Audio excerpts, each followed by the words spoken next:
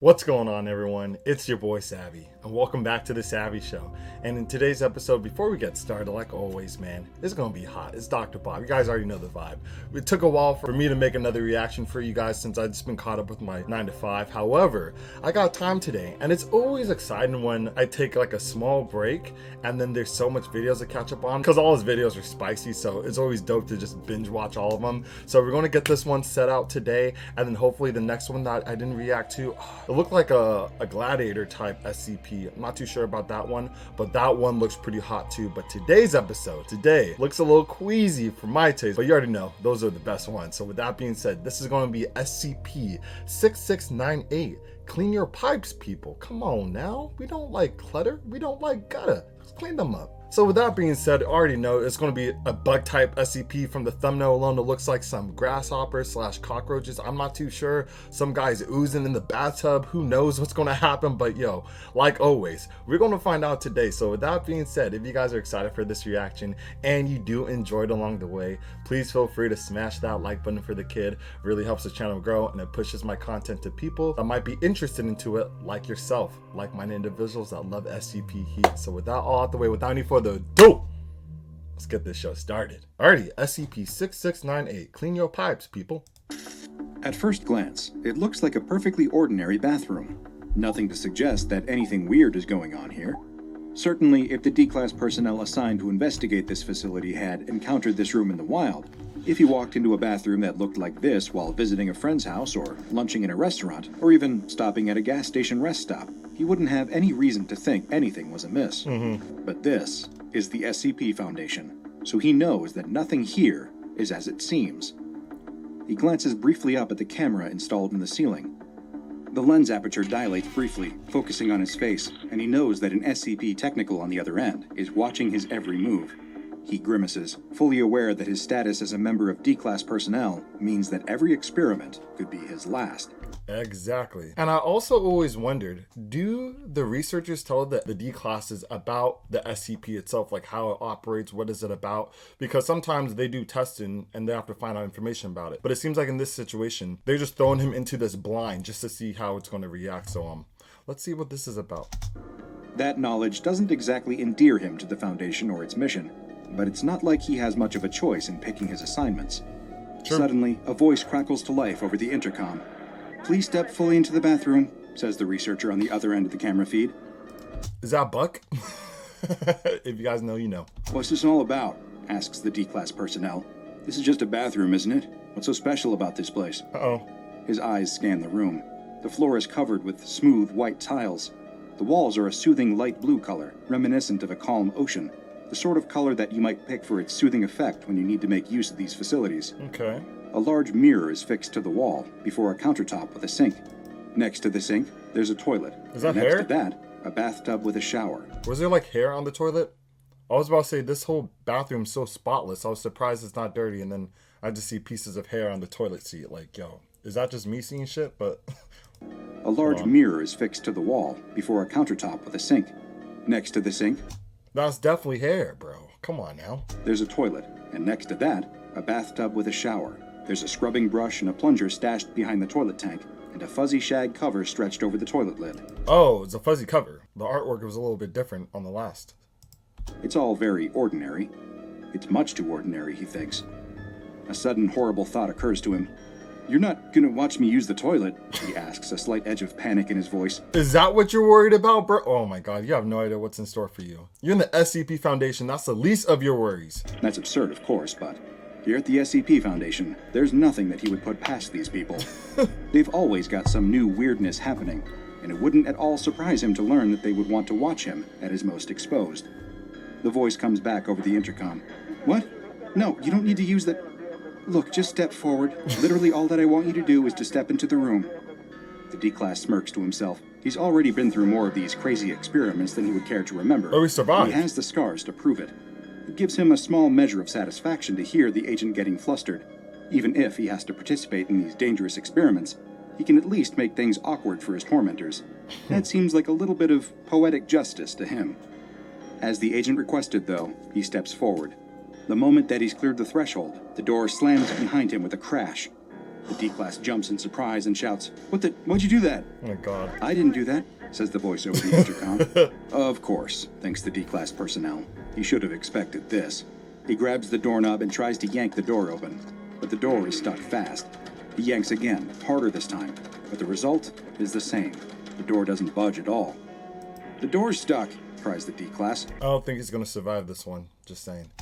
He feels his heart start to beat faster, and his temperature begins to rise. What terrible thing does this room plan to do to him? But after a moment, he begins to calm down. It doesn't seem like this room is planning to do anything. Maybe it's just a room with a weird door. But if that were the case, then why would the SCP Foundation be interested in this? Yeah, come on. Just hang tight, says the agent. I'll see what I can do about getting that door open. A few moments later, the agent arrives at the door to the bathroom and gives it a sharp yank. It doesn't budge. Door's stuck, she says. Do they not know any information about this SCP? Because they seem oblivious too. The D-Class rolls his eyes. That's a first. Of course it's stuck. Hold on a second, I'll go get a technician, she says. The D-Class personnel listens to the sound of the agent's feet retreating into the distance. He sits down on the closed toilet and buries his face in his hands. Oh god. What a day. Is he going to be trapped inside this bathroom forever? I would not sit down anywhere. I would literally stand right where I was standing and not do anything, bro. Like, you don't know what this SCP is about. He can't help but speculate, but he tries not to think about it. He's more annoyed than anything, truth be told. He wonders if the agent is actually going for help, or if she's still just sitting in her cubicle, watching him through the camera and waiting for the other shoe to drop. His eyes flick to the camera And that would be and normal. furrows his brow. He's so intent on the camera that he doesn't notice as a dark shape slowly bubbles out from the bathtub drain. It's a cockroach, a perfectly ordinary cockroach. Or is it? The roach remains motionless for a moment, perfectly still, except for the subtle twitch of its antenna. Then, all at once, it starts to move. Uh-oh. The roach scuttles across the tub, scaling the porcelain walls, and runs across the counter. Getting his cardio in. Like all cockroaches, it seems confused now that it's emerged into the light and eager to find a dark corner where it can hide again. Oh. It reaches the edge of the countertop, but, of course, a sheer cliff is no obstacle for an insect. I guess this SCP, well, not SCP, this cockroach is not part of the SCP? It shimmies down the cabinet and makes a dash across the tiled floor. That's when the moving roach finally catches the eye of the D-Class personnel. He yelps in surprise and pulls his feet up, his knees going flush with his chest. The roach looks oddly out of place in this clean and well-maintained bathroom, and the sight of this disgusting little vermin fills the D-Class with a sudden and deep sense of loathing. Oh no! Wait!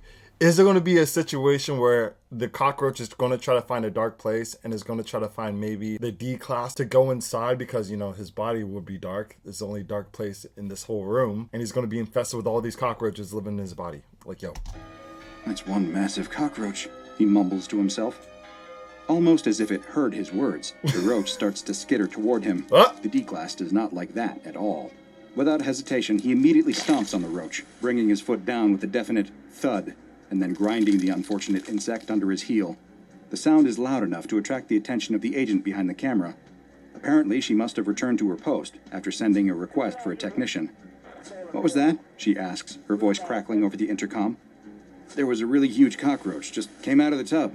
Come on, hurry up and get the door open. I don't like it in here. There might be more of them. Bro, what? You act like you're not a D-Class. This is your job, and I'm so surprised she's being so helpful. Oh, we're going to get a technician. I thought she was, like, playing around to ease his worries, and she was going to sit back down and observe, but it seems like she was actually getting help. And this guy seems like he has a choice in the matter, bro. Like, you're going to be here as long as they want you to be in here. Like, are you confused? Okay, says the agent. Just hold on for a second. Help will be here in just a couple minutes. Don't be so jumpy. It's just a bug after all. Nothing to worry about. The D-Class personnel isn't so sure of that. Sassy. After all, when you're dealing with unknown anomalies like those in the SCP archives, can you ever just not worry? Exactly. He pulls his shoe off, stands up from the toilet, and walks over to the sink. Grumbling to himself, he turns the faucet and starts to wash the insect ichor off the bottom of his shoe. He's too intent on his activity to notice that a second cockroach has already popped out of the bathtub drain. Like the first one, it hesitates for a moment, and then it scuttles across the tub, scales the walls, and makes a beeline for its deceased comrade. As this happens, a third roach emerges from the drain, Oh no. and a fourth. By the time the D-Class turns around, a whole battalion of cockroaches has entered the bathroom. His eyes go wide as he takes in the scene. A good dozen roaches have clustered around the first smashed roach. all feeding on its carcass. Oh, eating it. It's a grisly scene, and the D-Class is immediately revolted. Oh my He knows God. nothing about roaches, nothing that might suggest to him that this is in any way unusual behavior for these insects, but he doesn't really care. It looks disgusting, and he's positive that it isn't natural. He's next. I don't like this, I don't like this, he yells, panic rising in his voice. Get me out of here! Hurry up and open the stupid door! The observing agent, safe in her office, doesn't share the D-Class personnel's terror. I knew it. From her point of view, she's just watching a man freak out over a couple of perfectly ordinary bugs. Of course, the scene takes on a whole different feel when you're not the one being asked to expose yourself to strange and potentially dangerous SCPs. True. She can't help but chuckle at the scene. It's not funny, cries the D-Class, Wow. once again jumping on the toilet and pulling up his legs into a fetal position. Those things are huge. You better get me out of here now, or... He struggles to think of some threat that might convince the agent to take him seriously, but he fails. The agent is too busy taking notes on the situation. The roaches look to be ordinary specimens of the American cockroach, each about 5 or 6 centimeters long. When the group of roaches has devoured their smashed comrade, that's when things start to get really strange. The small group turns as one toward the D-Class.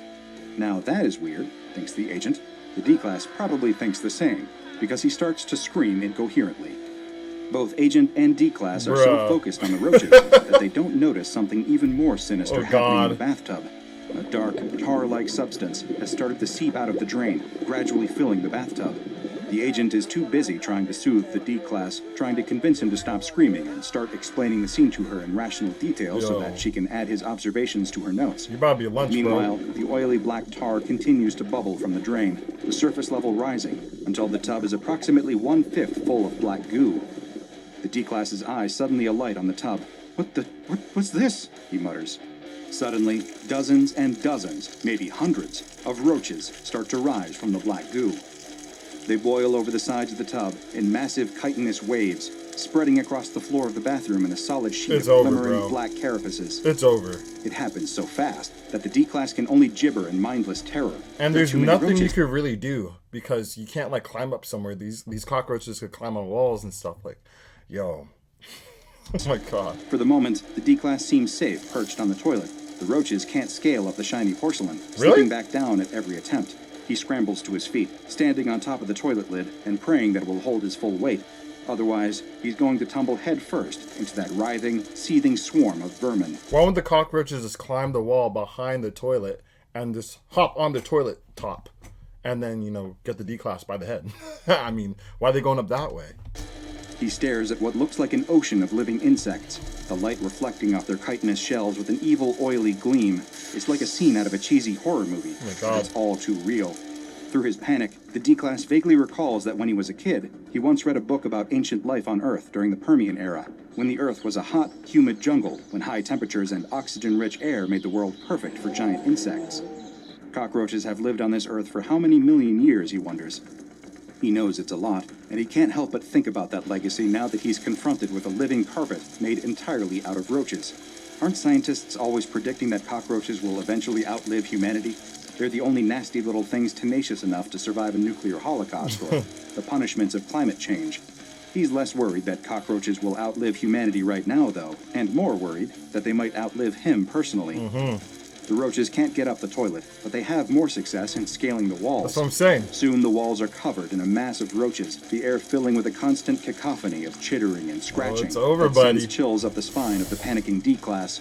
The roaches start to march across the ceiling, and the D-Class gets the distinct impression that, if he doesn't do something fast, he's going to be completely covered. In desperation, he throws his shoe across the room with all his might, shouting curses as he does, but it doesn't do any good. His shoe hits the opposite wall and bounces off, dropping into the swarm and quickly sinking beneath the rolling tide of chittering insects. Like, really, what did you think was going to happen when you threw that shoe? Like, come on, bro. His futile attack only provokes the insect mob, and several dozen roaches take flight, launching themselves at the D-Class. He shouts and claws them away as roaches land on his face and shoulders. They scramble up his neck and tangle themselves in his hair. He keeps shouting and swatting them away, but there are more and more of them every second. Close your mouth, bro. More roaches are swarming out from the black oil simmering in the bathtub every second, and now they all seem intent on the D-Class. They crawl inside his mouth as he screams. He gags and coughs, trying to spit them out, but it seems that they're already crawling down his throat.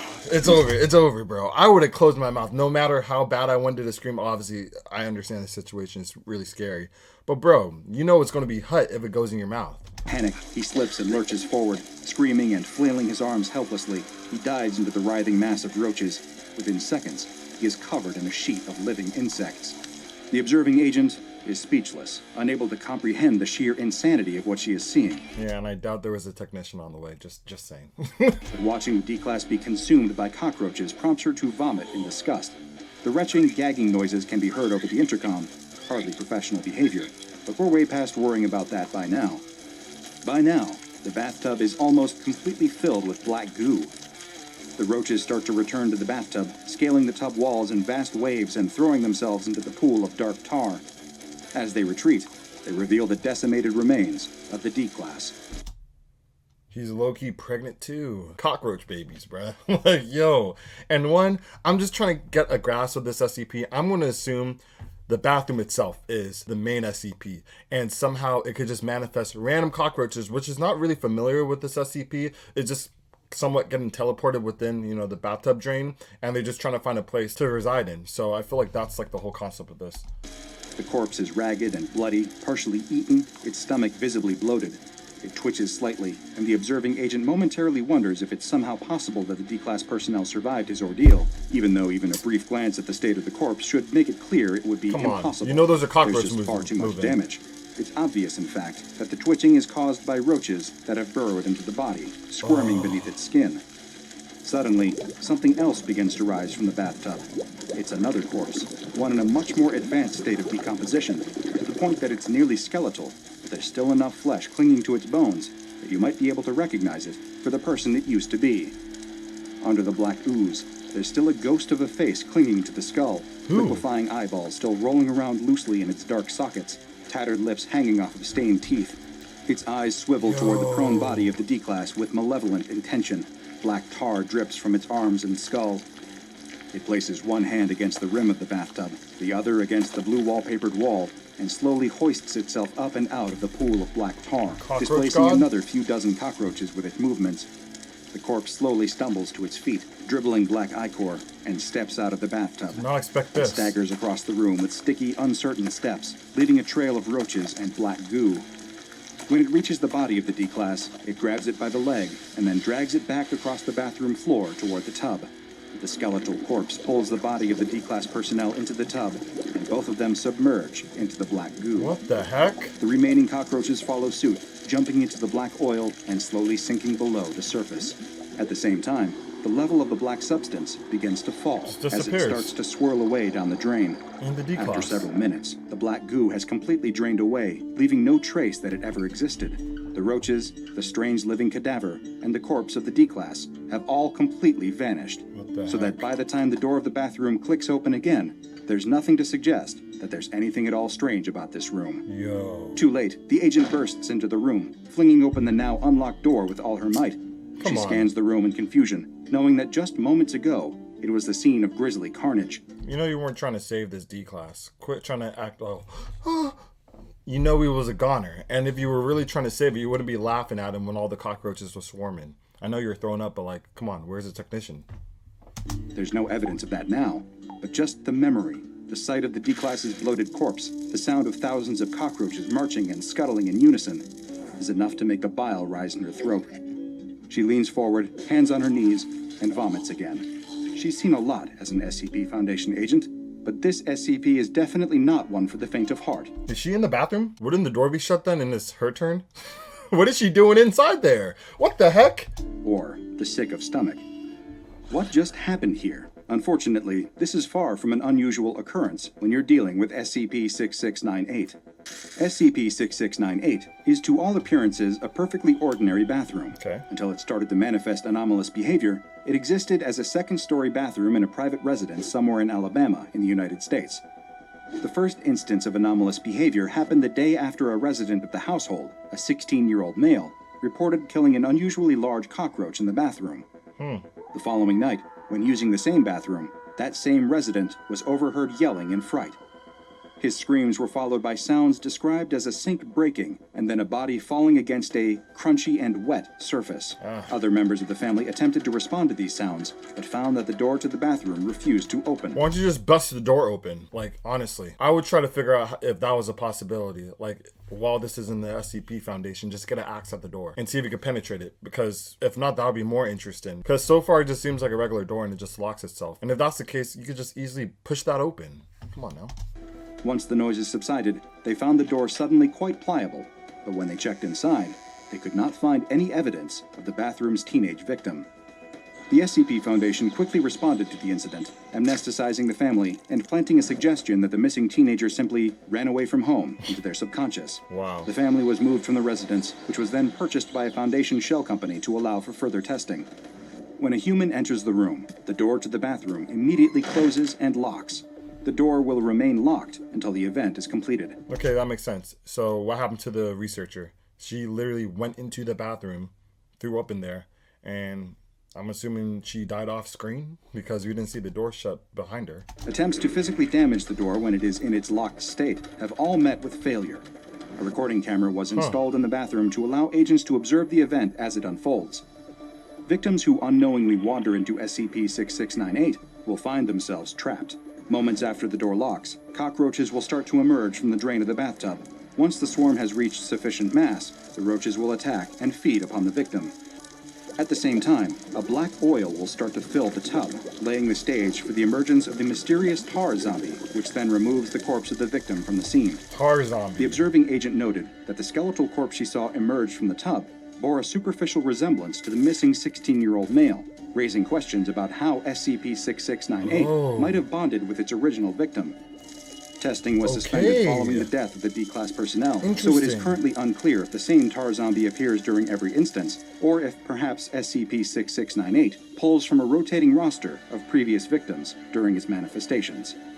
At this moment, the relationship between the tar zombie, the black ooze, and the legions of carnivorous cockroaches is unclear, but large amounts of spectral energy have been detected in the room, leading to an assumption that the event must be supernatural in nature and to the involvement of the Department of Spectral Phenomena. I mean, definitely, it's coming from a sink drain, well, a tub drain. So how could a tar zombie or the corpse go through or back within the drain out of nowhere? Since SCP-6698 only attacks victims who enter the bathroom and does not appear to be capable of manifestation once the door is open, the SCP Foundation has attached a special apparatus to prevent the door from closing of its own accord, and assigned SCP-6698 a designation of safe. One thing that is for sure, though, is that of all the ways that deadly SCP anomalies might choose to do away with their victims, being eaten alive from the inside by a swarm of scuttling cockroaches probably ranks up there as one of the worst. Yeah. So that's something to think about the next time that you're looking for a little privacy in the bathroom.